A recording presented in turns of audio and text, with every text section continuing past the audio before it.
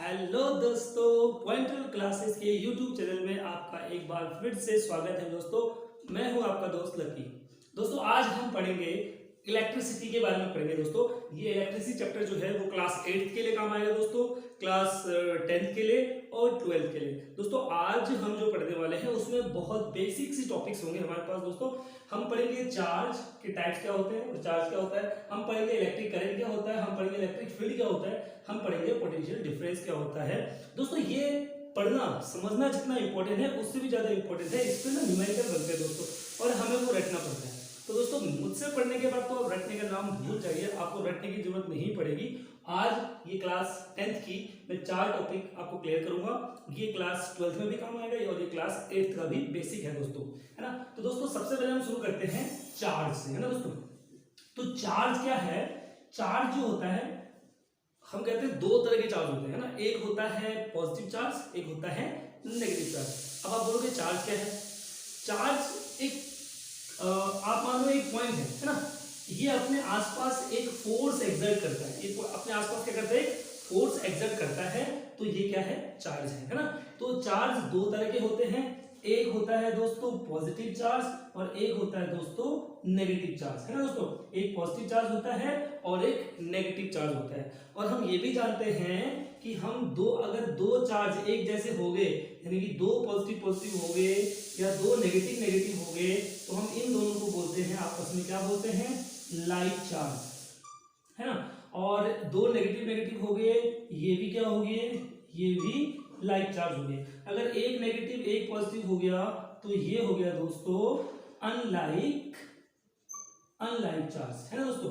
तो like charges हमेशा क्या करेंगे? एक दूसरे से दूर भागेंगे, ठीक है। मान लो मेरे पास ये दो चार्ज हैं, ये भी पॉजिटिव है ये भी पॉजिटिव है, मैं इनको पास लाऊंगा ना तो ये दूर भागेंगे दोस्तों, एक दूसरे से दूर भागेंगे। लेकिन अगर ये नेगेटिव है ये पॉजिटिव है, अब मैं इन दोनों को क्लोज लाऊंगा तो अपने आप और तेजी से क्लोज आएंगे। इसको हम बोलते हैं अनलाइक चार्ज अट्रैक्ट करते हैं एक दूसरे को, एक पॉजिटिव एक नेगेटिव दोनों एक दूसरे को क्या करते हैं? अट्रैक्ट करते हैं। तो दोस्तों आपको समझ में आया चार्ज क्या है? मैंने क्या बताया चार्ज क्या है? चार्ज एक पॉइंट है, अगर एक पॉइंट है हमारे पास, अगर वो पॉइंट अपने चारों तरफ एक फोर्स एक्सर्ट कर रहा है, अपने चारों तरफ एक फोर्स लगा रहा है, यानी कि अपने चारों तरफ किसी चीज को अपनी तरफ खींच के लाता है या किसी चीज को अपने से दूर भगाता है, तो उसको हम क्या कहेंगे? चार्ज कहेंगे, ठीक है दोस्तों। और चार्ज दो तरह के होते हैं। और कैसे खींचेगा? मैंने कहा था यहां पर हमारे पास नेगेटिव चार्ज है, अगर ये पॉजिटिव इसके पास आता है तो इसको अपनी तरफ खींच के लाएगा, है ना दोस्तों। अगर हमारे पास यहाँ पर फिर से पॉजिटिव चार्ज है और एक और पॉजिटिव चार्ज मैं इसकी तरफ लाऊंगा तो ये इसकी तरफ नहीं आएगा, इसको दूर भगाएगा, है ना दोस्तों। ये होता हमारा चार्ज। और हमने बताया पॉजिटिव क्या है और नेगेटिव क्या है ना दोस्तों। तो हमने चार्ज पढ़ा। अब पढ़ते हैं दोस्तों, चार्ज पढ़ने के बाद हम पढ़ते हैं इलेक्ट्रिक करंट के बारे में, है ना दोस्तों। हम पढ़ेंगे इलेक्ट्रिक करंट क्या होता है। अब हमने चार्ज पढ़ा तो चार्ज के जस्ट बाद हमें इलेक्ट्रिक करंट पढ़ेंगे। इलेक्ट्रिक करंट क्या होता है? It is defined as the rate of flow of charge. Simple सी बात, क्या कहा मैंने? Defined as the rate of flow of charge, यानी कि किस रेट से, किस दर से कितना चार्ज फ्लो हो रहा है। अब आपको बोलेंगे कौन सी दर, यानी कि कितने समय में। जैसे मान लो 2 सेकंड में, मान लो हमने कहा 2 सेकंड में 3 चार्ज फ्लो हुए, ठीक है। तो इसका मतलब क्या होगा? 2 सेकंड में 3 चार्ज फ्लो हुए, यानी कि मैं लिखूंगा 2 सेकंड में 3 चार्ज फ्लो हुए, यानी कि ये था मेरे पास चार्ज और ये था मेरे पास टाइम, ठीक है। तो हमने क्या कहा? Rate of flow of charge, है ना। जब भी दोस्तों रेट बोलते हैं ना, रेट, तो रेट का मतलब क्या होता है? दर होता है। और दर कब किसके साथ आएगी? हमेशा टाइम के साथ आएगी। तो चार्ज को हम Q से डिनोट करते हैं, है ना। हम बात कर रहे हैं इलेक्ट्रिक करंट की, इलेक्ट्रिक करंट को हम I से डिनोट करते हैं। तो हमारे पास क्या बन गया दोस्तों? I = Q/T।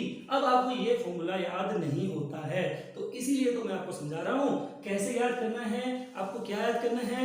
Rate of flow of charge.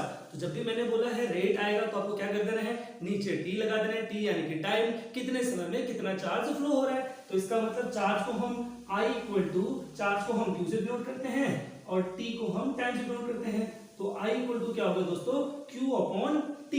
यानी कि हम इसको कैसे लिखेंगे? हम इसको लिखेंगे इलेक्ट्रिक करंट इक्वल्स टू, हम ऊपर लिखेंगे charge flow upon time taken, है ना। Electric current equal to charge flow upon time taken, यानी कि Q अपॉन T।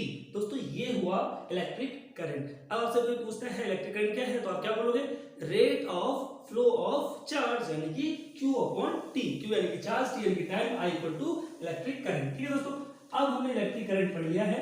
अब हम इस पे आगे और पढ़ते हैं दोस्तों। हम पढ़ते हैं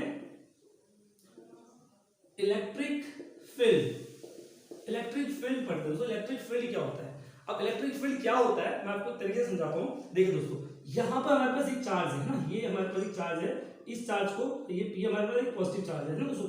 अब ये पॉजिटिव चार्ज अपने चारों तरफ, अपने आसपास, इधर इधर इधर, इस चारों तरफ कितना फोर्स एक्सर्ट कर सकता है। मतलब जैसे मान लो इलेक्ट्रिक फील्ड क्या होगा, जैसे मान लो यहाँ पे एक चार्ज है पॉजिटिव, इसके पास में नेगेटिव चार्ज है, तो अगर ये इस नेगेटिव चार्ज को अपनी तरफ खींच के ला रहा है, तो इसका मतलब इसका इलेक्ट्रिक फील्ड यहाँ तक है ना। अच्छा मान लो एक नेगेटिव चार्ज यहाँ है, तो ये इसको नहीं खींच पाएगा। क्यों? क्योंकि इसका इलेक्ट्रिक फील्ड, इसके पास इतनी क्षमता नहीं है कि ये इस चार्ज को अपनी तरफ खींच पाए, है ना। तो हम इलेक्ट्रिक फील्ड से क्या समझे, इलेक्ट्रिक फील्ड यानी कि वो फोर्स, इलेक्ट्रिक का, चार्ज का वो फोर्स जहां तक वो किसी चार्ज को या तो अपनी तरफ खींच पा रहा है या अपने से दूर ले जा रहा है, उस जगह को हम कहेंगे इलेक्ट्रिक फील्ड। जैसे मैंने कहा कि हमारे पास एक पॉजिटिव चार्ज है यहाँ पर, और मान लो ये इसका इलेक्ट्रिक फील्ड है, तो इसके अंदर जितने भी चार्ज होंगे, इसके आसपास जितने भी चार्ज होंगे, अगर पॉजिटिव चार्ज होगा तो ये इसको दूर भगाएगा, अगर नेगेटिव चार्ज होगा तो इसको पास लाएगा। ठीक है, लेकिन दोस्तों ये इलेक्ट्रिक फील्ड के बाहर नहीं कर पाएगा। अगर यहाँ कोई चार्ज है ना,